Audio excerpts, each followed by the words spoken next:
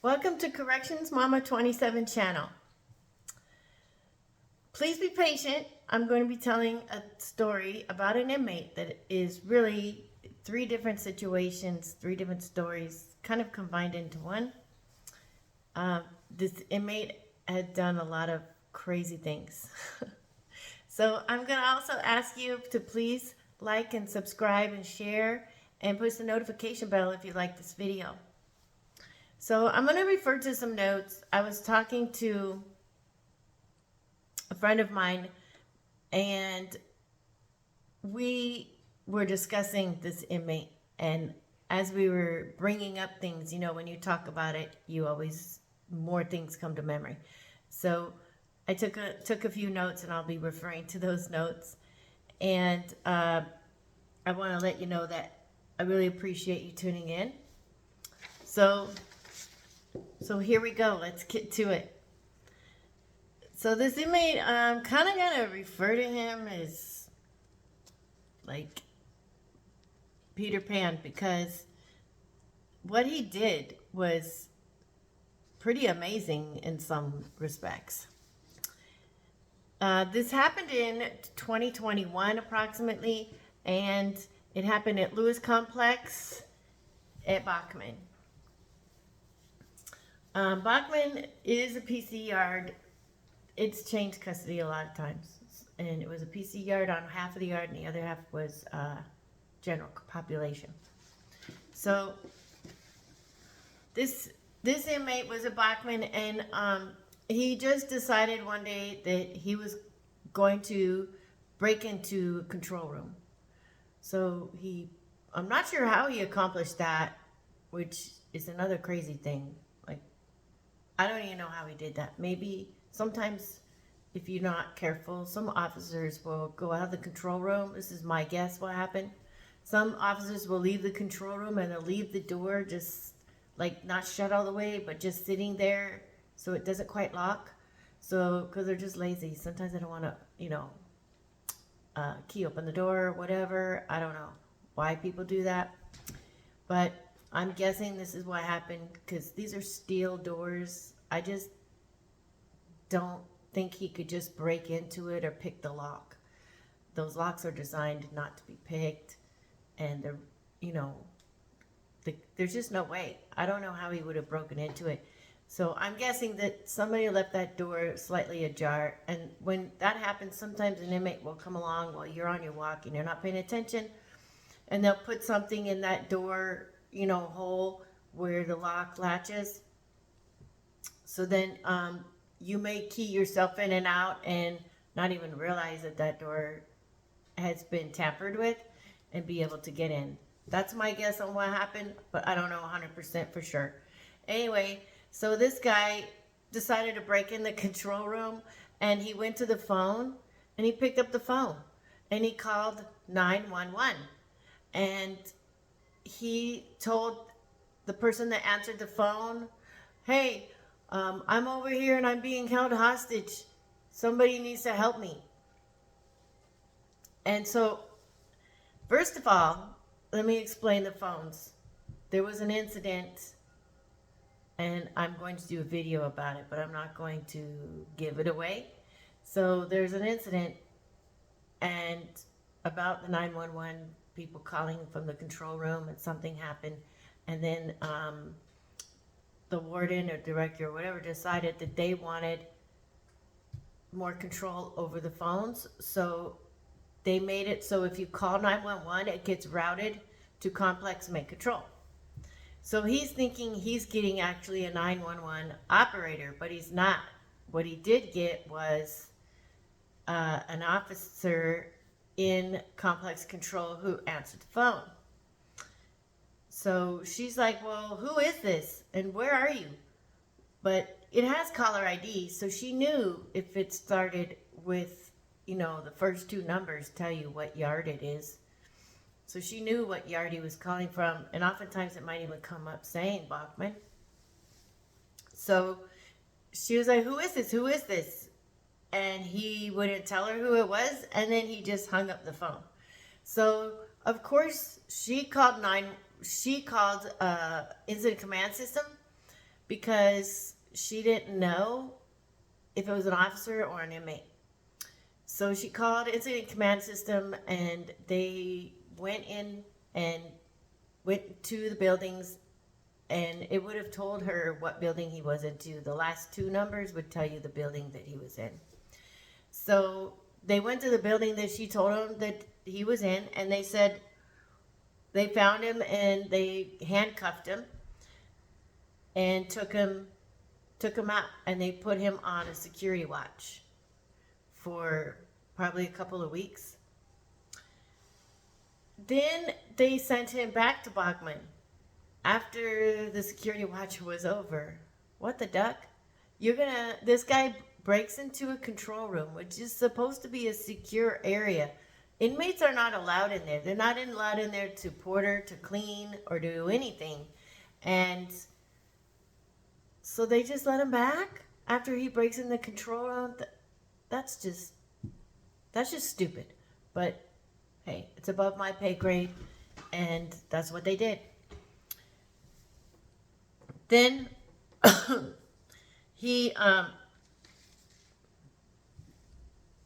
so the next incident, the same inmate, a couple of weeks later, they were turning out kitchen workers at 2 a.m. So he decided, hey, I'm going to turn out with the kitchen workers, even though he's not a kitchen worker. First of all, the officer should have caught that. They should have had a list who the kitchen workers are. They should have looked at the inmate's ID, and they should have marked them out on the movement sheet. But apparently somebody wasn't doing their job. And I'm sure that was looked into as well. So the inmate decided he was going to turn out with 2 a.m. kitchen workers. He somehow snuck out, was able to do that. Somebody wasn't paying attention. And he went to the kitchen, but he didn't go in the kitchen. He kind of slipped and hid on the side of the ice machine. So the officer opened the door, let the kitchen workers in, and of course they're not going to say anything. They're not going to snitch somebody out. So he went into the chow hall, did his pack searches, and checked his workers in, and this guy is kind of just out of the building in the yard, just wandering around. And he decided that, he was going to climb the pedestrian fence. Now, the pedestrian fence is a fence that goes from the kitchen building over to the next building, and there's a gate so you can get through there, and that gate leads to BDU, which is Bachman Detention Unit, for 2-man cells. It's like a lockdown unit for that yard, and disciplinary, whatever, and higher custody inmates go in there for a lot of different reasons. And then he decided to climb the pedestrian gate, and then that fence is connected to the kitchen. So and then it goes back all the way back to the sally port and to the other side of the yard. So he just decided to climb that gate. This fence and gate, it has razor wire on it. How did he climb the fence and the gate with razor wire? That gate has a padlock on it. The padlock wasn't messed with. Nobody opened the padlock. He had to have climbed over it. And he said he climbed over it. Later, during an interview, he told him that he just climbed the fence. Why? How do you not get cut up? Like, the razor wire is so sharp, it'll cut you like a ribbon. I just am shocked that he got over that fence without getting hurt. Then he's kind of walking around, wasn't sure what to do, and then he looks over and he's like, oh, look at that. So detention has also a fence and a gate. It's got a vehicle gate to roll open, and it also has a pedestrian gate. That's just a regular gate you can open up with a key and get in. Those gates were closed and locked, and there's also razor wire on top of that fence. This guy looks through the fence, and he sees, and everybody knew at the time, that the detention area was under construction. It was under construction because they were remodeling and stuff. And so some of the doors didn't work. The panel probably was shut down. And so they figured that the fence there was enough to keep inmates from wandering in there. Well, there was a lot of tools and there was a generator in there. They like were fixing doors. They put an air conditioner on top of the rooftop, like a brand new one. They were painting and they had tools laying around.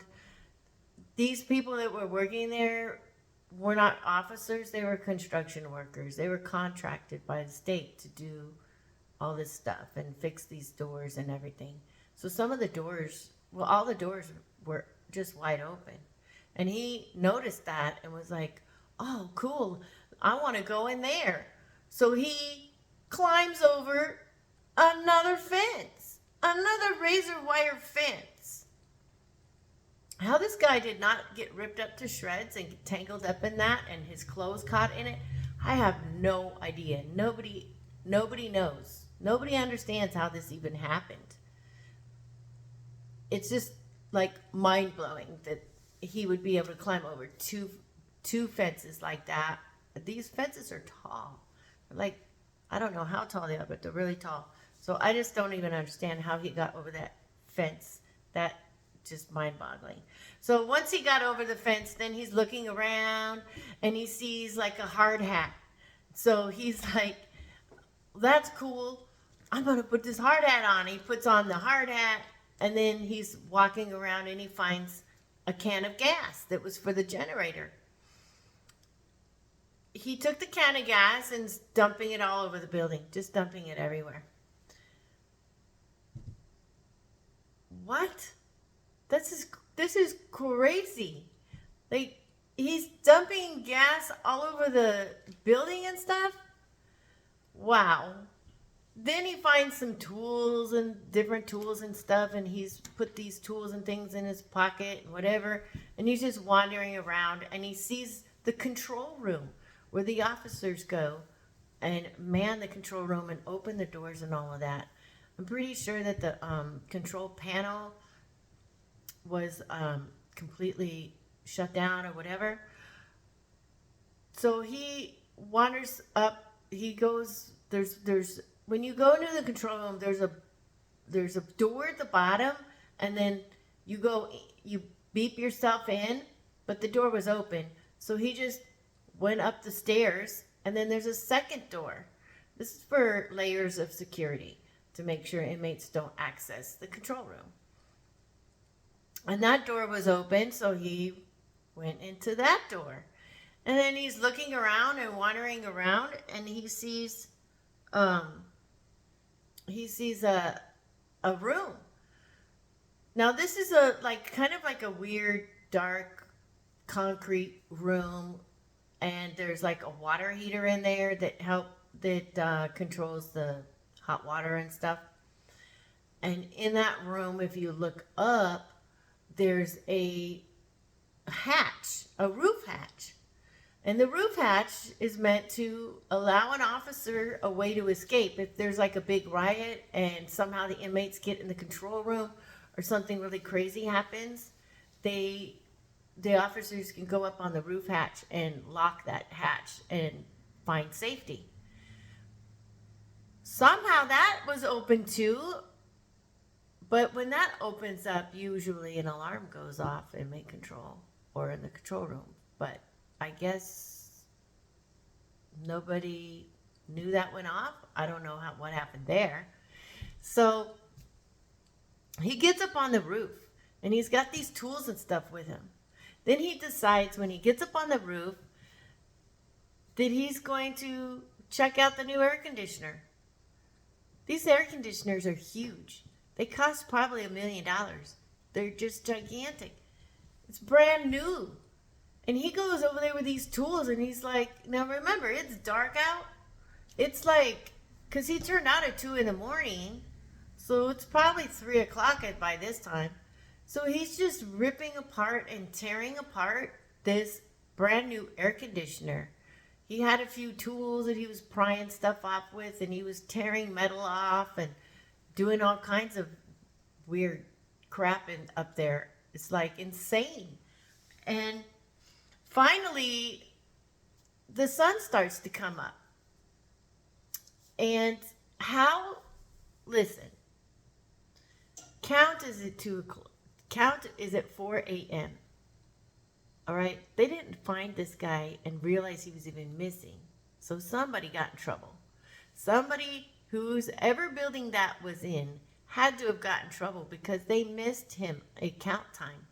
They just probably, maybe he had something in the bed that made it look like he was there. I don't know, but that's unacceptable. And no, they cleared count at 4 o'clock, 2 hours after he turned out to the kitchen. So go figure what happened there. I don't know that part of the story. I don't know what happened. I don't know who was in the building, but trust me, they probably got in trouble or fired. I don't know. Probably in a lot of trouble. They usually don't fire people for stuff like that, but they definitely got time off. So the sun starts coming up. Somebody hears all this noise. Staff are starting to come in for the day shift and stuff, and work crews and stuff. It is a weekend, so there's no, administrative people there. There's just what they call an on-site, which is someone who covers during the weekends for the entire complex. So this is like just crazy. Somebody realizes, hey, what is that guy doing up there? There's an orange guy up there. There's an orange guy up on the roof. So they call incident command system, and people start responding. And as people start responding just from the yard, anyone that can is trying to show up. Then he takes this metal and stuff, and as they're coming through the gate and going into the building, he's throwing these big old metal pieces and stuff that he tore off, the parts and things that he's torn off the air conditioner. He's throwing it at them, and they're like dodging and, like, what is going on? This guy is throwing stuff. How did he get up on the roof? So they're just like shocked, right? Like, how did this even happen? How did he get over the fence? And he's just throwing all this stuff at them as they're coming. Then they go into the control room. They go up to the hatch, and they're trying to talk this guy down. And by this time, because he was throwing stuff, they escalated the incident command system and asked for more staff from all throughout the complex. So supervisors and all kinds, K9 and all kinds of people start showing up. And they went up to the roof. The sergeant on the yard at the time, he went up onto the roof and was trying to talk this guy down. There was like 6 other officers up on the roof, and he's like, I'm not cuffing up. I'm not coming over there. Come and get me. Come and get me, MFers. F you. And then he starts jacking off. He starts wanking it on top of the roof with all this stuff going on. And he's like, flipping them off and just wanking it, choking the monkey, whatever you want to call it. But he's up there just doing that too. And they're just like, come on, are you kidding me? Really? Dang it.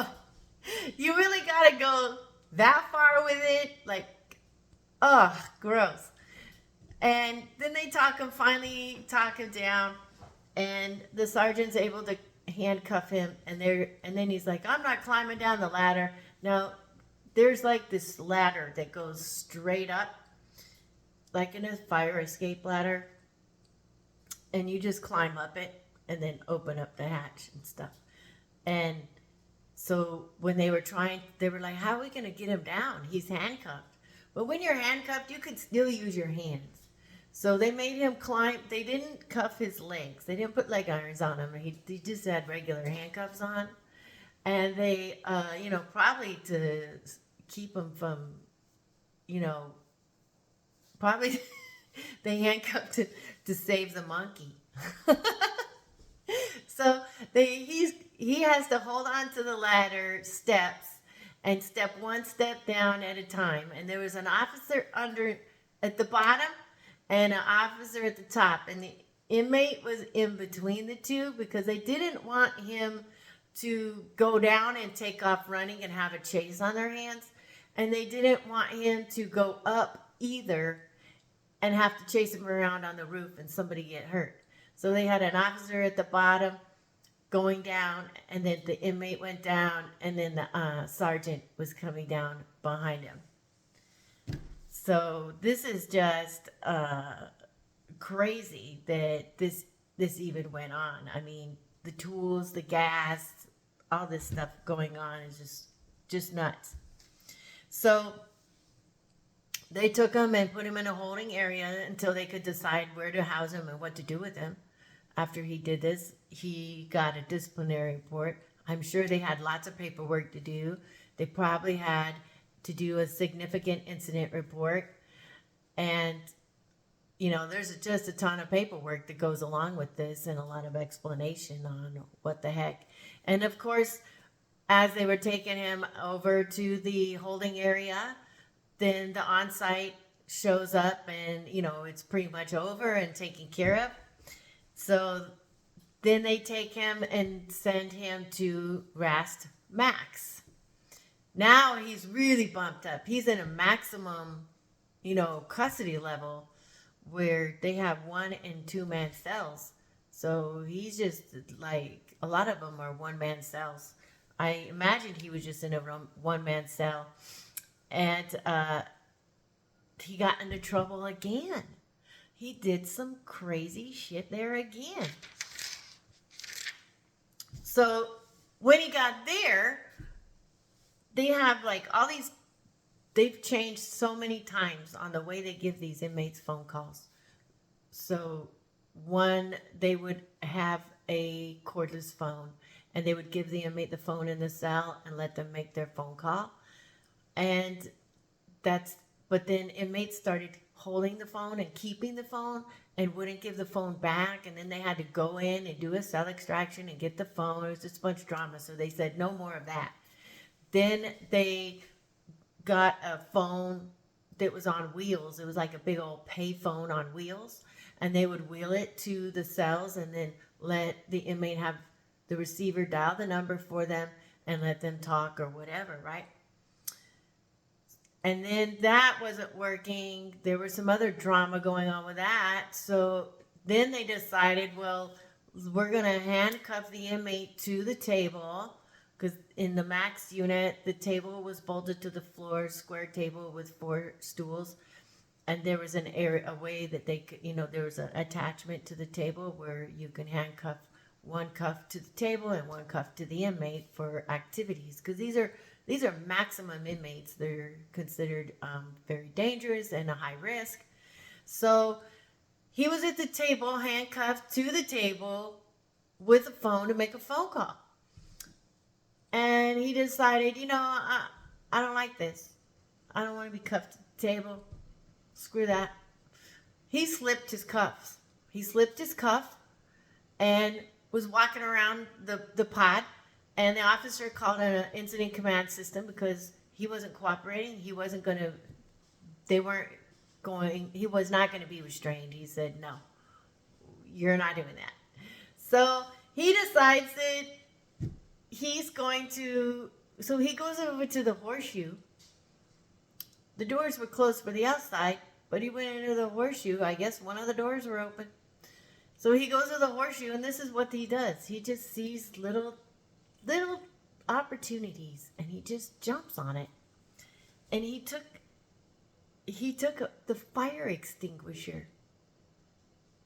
And they've already called ICS, so officers are coming. So he goes and takes the fire extinguisher. And when the officer opens the door in the control room for the officers responding to come in the building and to subdue him, he takes the fire extinguisher and he's spraying the officers with the fire extinguisher. Technically, that's assault. So he's spraying them and they're getting all covered in this fire retardant stuff and it's all smoky and, you know, you can imagine what a mess that was.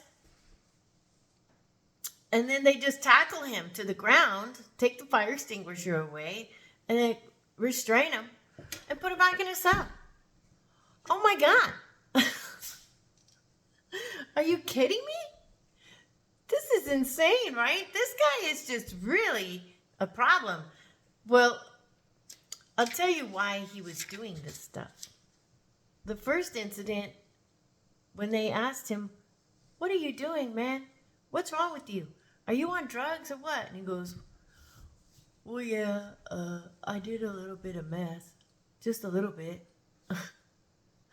So this guy was like a hardcore drug addict, apparently. And when he would do these crazy things, he was just high as a kite. He would just go out of his mind and do crazy stuff, you know? And it ended him.